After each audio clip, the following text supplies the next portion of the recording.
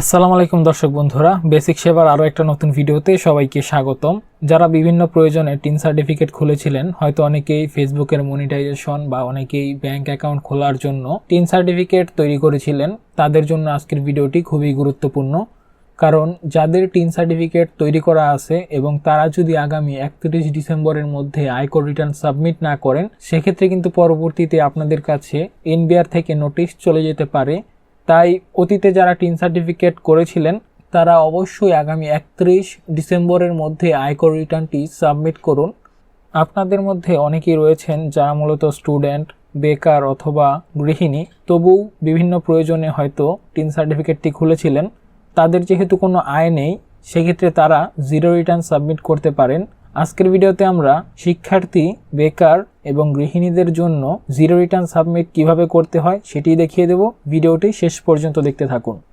এটি করার জন্য আপনারা যে কোনো একটি ব্রাউজারে চলে আসবেন, তারপর সার্চ বক্সে লিখে দেবেন ই রিটার্ন। প্রথম যে ওয়েবসাইটটি আসবে etax.nvr.gov.bd, আমরা এই ওয়েবসাইটটি ওপেন করে নেব।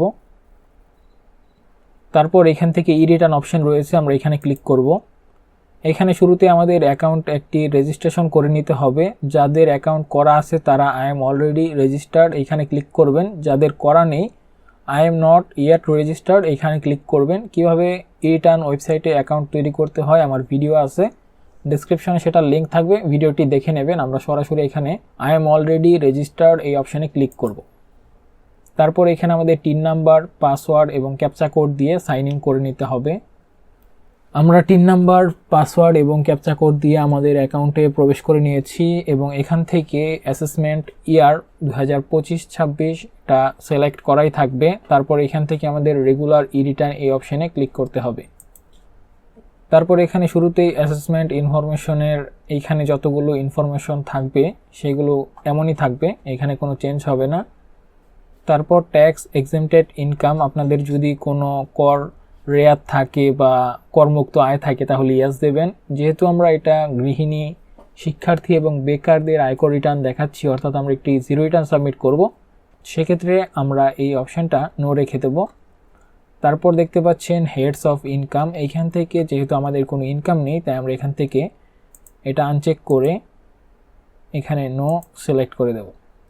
তারপর এখানে ইয়েস ক্লিক করব এবং সেভ অ্যান্ড কন্টিনিউ করব। তারপর দ্বিতীয় পেজে আইটি 10B রিকোয়ারমেন্টসের মধ্যে গ্রস ওয়েলথ ওভার 50 lakhs এটা আমাদের নো থাকবে, ওন মোটর কার নো থাকবে, ওন অফশোর প্রপার্টি নো থাকবে, shareholder director of a company no থাকবে, have you any house property no থাকবে। IT 10B may not be mandatory, still want to submit, এখান থেকে আমরা yes select করে continue অপশানে click করব। তারপর কিন্তু আমাদের এখানে এক্সপেন্ডিচারের পেজে নিয়ে আসলো। এখানে আমরা এক্সপেন্ডিচারগুলো দিয়ে দেব, যেমন শুরুতেই expense for food, clothing and other essentials. যদিও আপনাদের ইনকাম নেই, তবু একজন মানুষের যেহেতু কিছু খরচ রয়েছে তাই আমরা এখানে কিছু খরচ দেখিয়ে দেব। আমরা এখানে expense for food, clothing and other এসেনশিয়ালসের মধ্যে 1,20,000 টাকা দিয়েছি। তারপর এডুকেশন এক্সপেন্সের মধ্যে আমরা এখানে 15,000 দিয়েছি, আপনাদের যদি থাকে তাহলে দিয়ে দিতে পারেন। তারপর ফেস্টিভ্যাল অ্যান্ড আদার স্পেশাল এক্সপেন্সের মধ্যে আমরা এখান থেকে ফেস্টিভ্যাল, পার্টি, ইভেন্টস এখানে আমরা 5,000 টাকা দিয়েছি। তারপর এনি আদার এক্সপেন্সের মধ্যে আমরা 60,000 টাকা দিয়েছি, আমাদের টোটাল খরচ দেখানো হয়েছে 2 লক্ষ টাকা। তারপর এখান থেকে আমরা সেভ অ্যান্ড কন্টিনিউ করব। তারপর আমাদের অ্যাসেটস অ্যান্ড লাইবিলিটিসের পেজে নিয়ে আসলো। এখান থেকে আমাদের কি কি সম্পদ রয়েছে এবং কি কি দায় রয়েছে সেইগুলো আমি এখানে দেখিয়ে দেব। এখানে আপনারা কিছু সম্পদ দেখিয়ে দেবেন, যেমন আপনাদের হয়তো একটি স্মার্টফোন থাকতে পারে, সেক্ষেত্রে আপনারা কিন্তু প্লাস আইকনে ক্লিক করে আরও যোগ করতে পারবেন। আমার এখানে একটি কম্পিউটার দেওয়াই রয়েছে এবং এটা যেহেতু আমি গিফট হিসেবে পেয়েছি তাই এটার কোয়ান্টিটি 1 থাকবে এবং ভ্যালু থাকবে 0।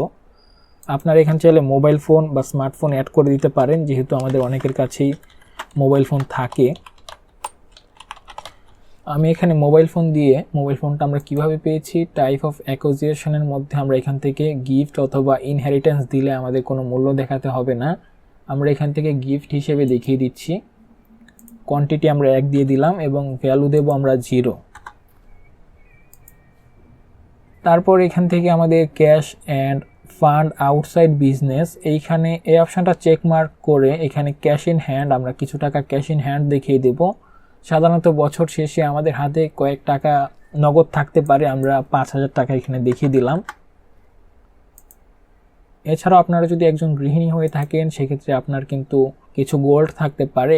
Gold, diamond, James and other item এখানে চেকমার্ক করে পার্টিকুলার থেকে আপনারা যে কোনো একটা সিলেক্ট করে দিতে পারেন যেটা আপনার রয়েছে। ধরে নিলাম আপনার গোল্ড রয়েছে গৃহিণীদের ক্ষেত্রে।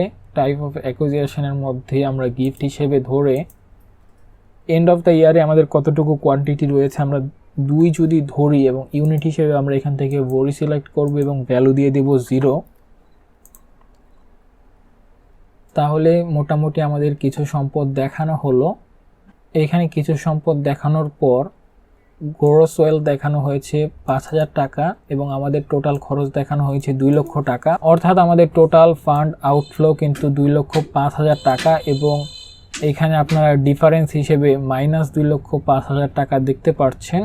অর্থাৎ আমার যে খরচ হয়েছে এবং সম্পদ রয়েছে এই দুইটা যোগ করে কিন্তু 2,05,000 টাকা হয়েছে এবং এই টাকাটা আমি কিভাবে পেয়েছি সেটা কিন্তু আমাকে এখানে প্রদর্শন করতে হবে। এইখানে আমরা যদি সোর্স অফ ফান্ডের মধ্যে 2,05,000 টাকা দেখিয়ে দেই তাহলে কিন্তু আমাদের ডিফারেন্সটা 0 হয়ে যাবে। সোর্স অফ ফান্ড আমরা কিভাবে দেখাবো, যেহেতু আমাদের কোনো আয় নেই তাই আমাদের সোর্স অফ ফান্ড এখানে একেবারেই 0 রয়েছে।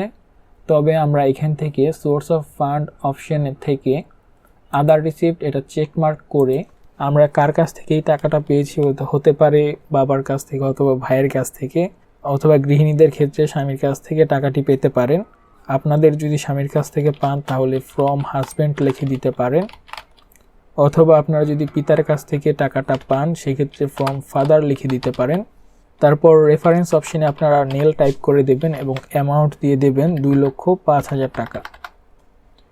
দেখতেই পাচ্ছেন আমাদের সম্পদ এবং খরচ যেই 2,05,000 টাকা আমরা দেখিয়েছি গত অর্থ বছরে, সেটার সোর্স অফ ফান্ড হিসেবে পিতার কাছ থেকে পেয়েছি সেটা আমি এখানে প্রদর্শন করলাম। এখন যদি আমরা নিচে যাই তাহলেই দেখতে পাচ্ছেন আমাদের টোটাল ফান্ড আউটফ্লো 2,05,000 টাকা এবং সোর্স অফ ফান্ডও কিন্তু 2,05,000 টাকা দেখানো হয়েছে এবং আমাদের ডিফারেন্স এখানে 0 হয়েছে। অর্থাৎ আমাদের যেই সম্পদ এবং খরচ রয়েছে তার বিপরীতে আমরা সেই টাকাটি কিভাবে পেয়েছি সেটা কিন্তু আমরা এখানে সঠিকভাবে দেখাতে পেরেছি, সেই জন্যই আমাদের ডিফারেন্স এখানে 0 হয়েছে। আমরা এখান থেকে সেভ অ্যান্ড কন্টিনিউ করে দেব।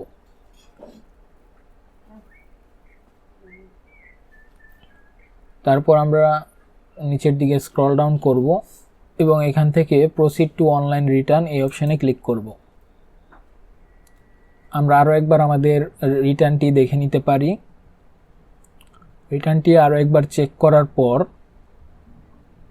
আমরা নিচের দিকে স্ক্রল ডাউন করব এবং এখান থেকে সাবমিট রিটার্ন অপশানে ক্লিক করব। সাবমিট রিটার্ন অপশানে ক্লিক করার সাথে সাথেই কিন্তু আমাদের রিটার্নটি সাবমিট হয়ে যাবে এবং আপনারা অ্যাকনলেজমেন্ট স্লিপ এবং ট্যাক্স সার্টিফিকেটটি ডাউনলোড করে নিতে পারবেন।